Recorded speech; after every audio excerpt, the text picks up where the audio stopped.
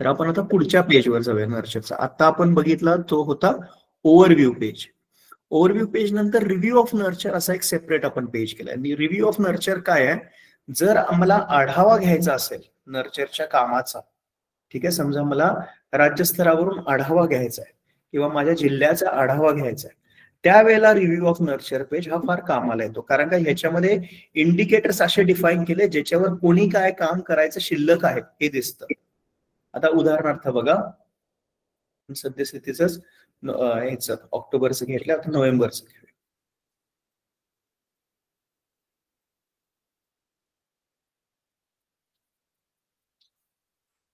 आता नोव्हेंबर महिन्यात पूर्ण जिल्ह्यामध्ये 3800 सॅम मुलं मला मिळाले.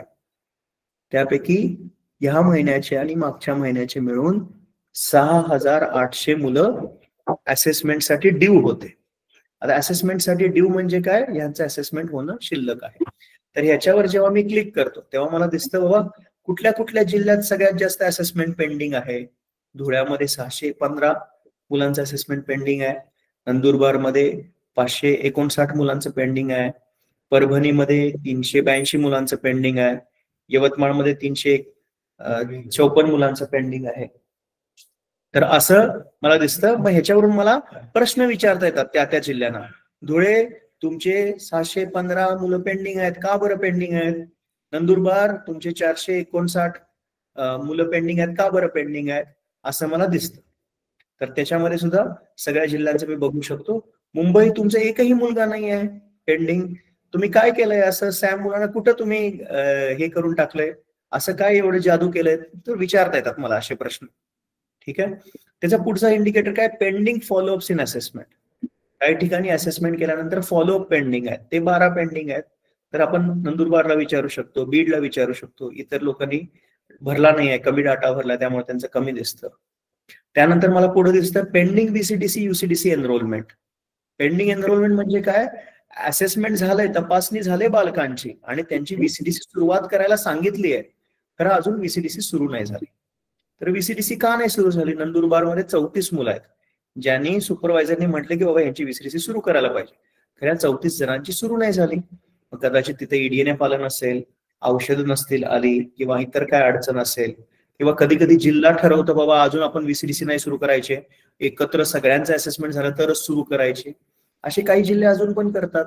तर कोण का करत नाहीये सुरू ह्याचा आपण आढावा इथं घेऊ शकतो. तर हे जे मी आता तुम्हाला राज्य स्तरावरून दाखवतोय, सेम तुम्ही गोष्टी प्रोजेक्ट स्तरावर करू शकता. मी तुम्हाला जिल्हा निवडतो आणि दाखवतो. बघा, समजा मोठा जिल्हा घेऊया, एक नाशिक घेऊया. तर नाशिक घेतला मी. नाशिक मध्ये मला दिसतं की नाशिकमध्ये पेंडिंग असेसमेंट एनरोलमेंट एकच आहे, कुठेच बाकी नाही. ठीक आहे. तर ड्यू फॉर असेसमेंटसाठी ड्यू कुठले कुठले तालुके आहेत ते दिसतं. कळवणमध्ये 24 आहेत, इथं एवढे आहेत. हे पेंडिंग आहेत असेसमेंट, अजून यांनी जाऊन सुपरवायझरने इथं तपासणी केली नाही. तर हे मला दिसतं.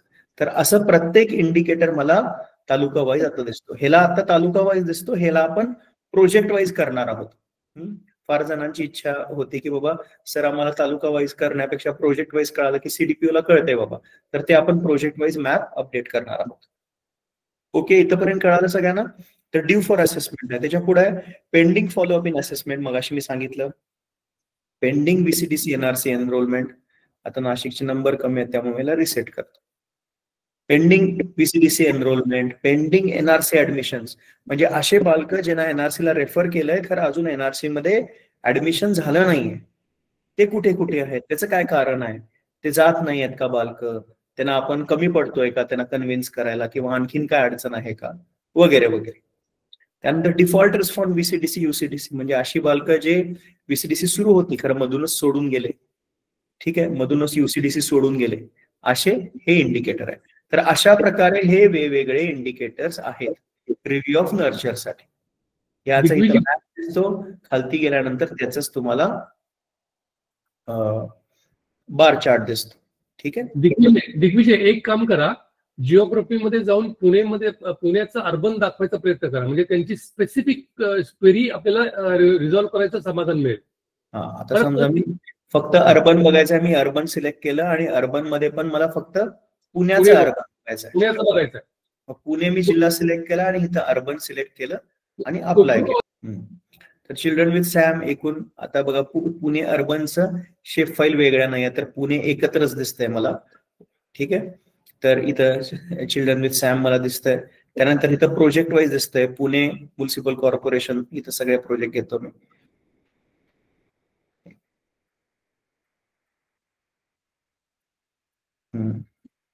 मला वाटतंय अनिमेश यहाँ पर वो ये अपडेट नहीं हो रहा, देखो यहाँ पर रूरल के भी दिखा रहा है टेबल में.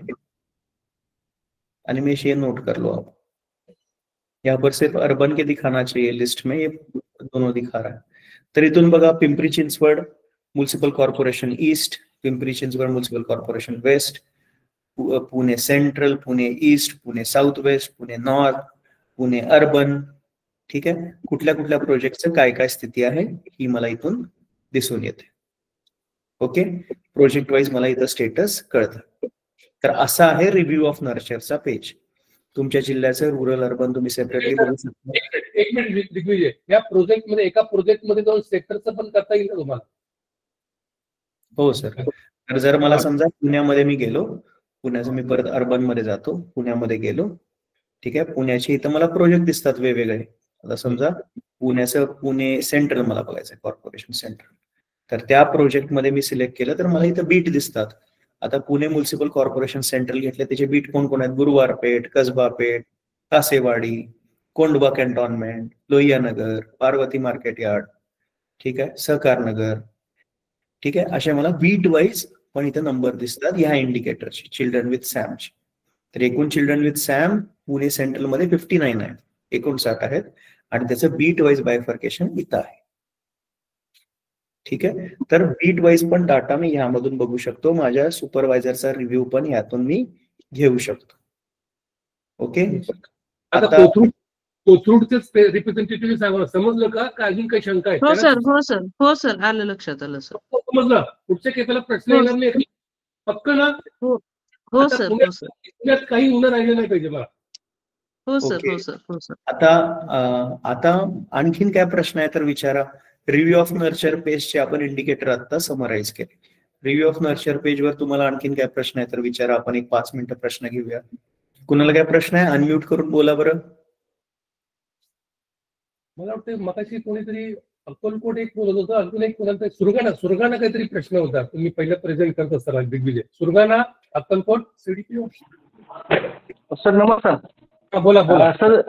जे आपल्याला टार्गेट दाखवत ते एक्सपायर झालेले आहेत, त्यांचं जर आता वजन दाखवताना जर हे झालं कमी, टार्गेट कमी होईल ना, म्हणजे जो संख्या दिसते एक्स्ट्रा.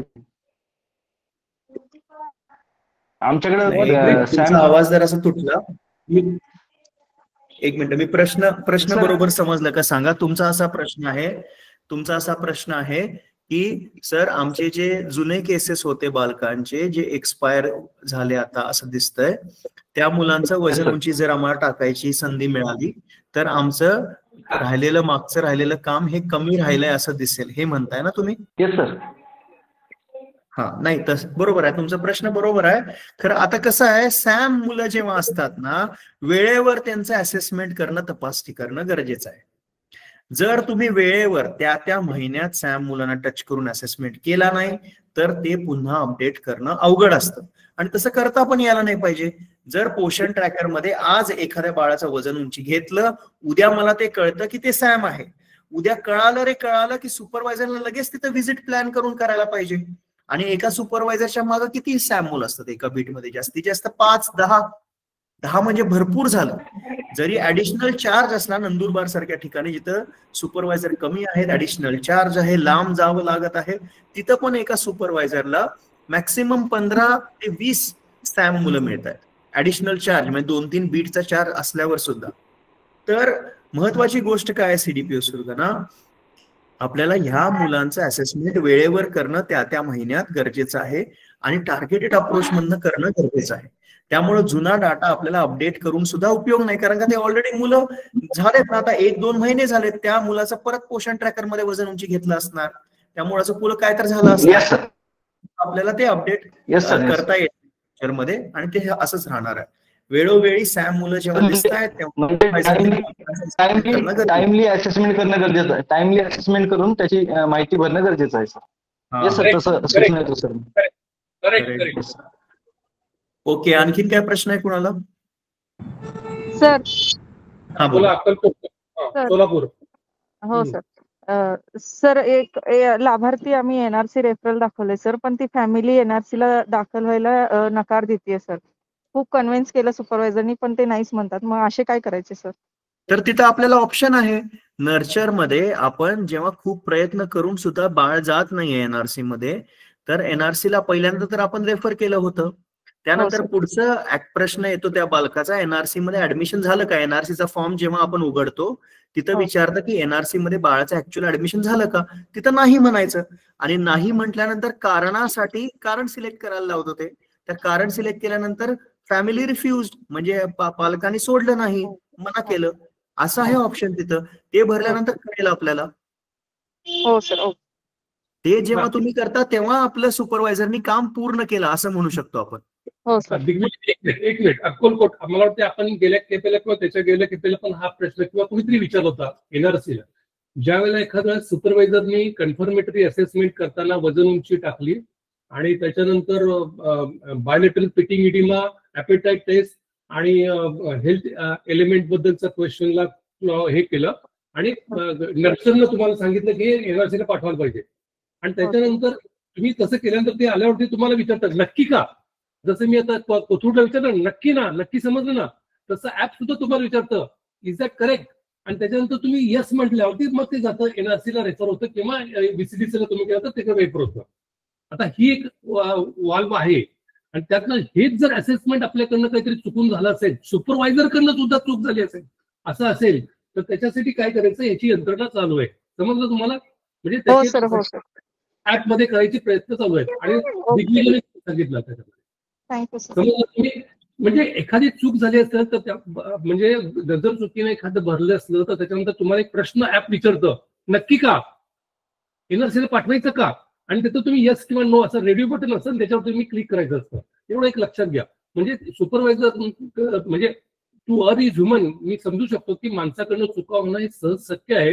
तरी पण एक खातरजमासाठी एक वॉर्निंग बेल येते त्याच्यामध्ये. तुम्ही येस किंवा नो पॉपअप येत होते, त्यामुळे त्याच्यात घालत त्याच्यासोबत पुढे जाताच येत नाही तुम्हाला. हे कंपल्सरी आहे, मॅन्डेटरी आहे, हे ऑप्शनल नाही आहे, तुम्ही सोडू शकत नाहीये. एक लक्षात ठेवा. आणि हे सगळ्या तुमच्या कलिग्सला पण समजावून सांगा, म्हणजे तुम्हाला लक्षात येईल की हा फ्लो कसा बिल्ड केलेला आहे. समजलं?